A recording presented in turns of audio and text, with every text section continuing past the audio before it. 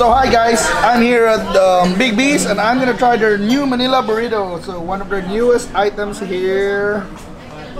So it's like burrito with sisig and stuff. So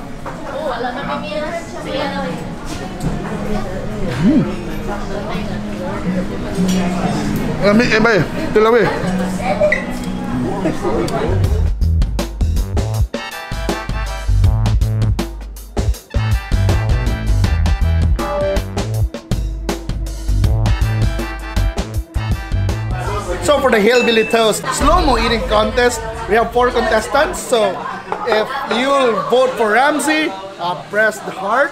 Pusuan mo na besh. Me, it would be wow. And then for James, it will be the laugh, right? Laugh. And for Jomi, it should be angry. If you're angry, you vote for Jomi. So let's see who's the best eater. Please vote now.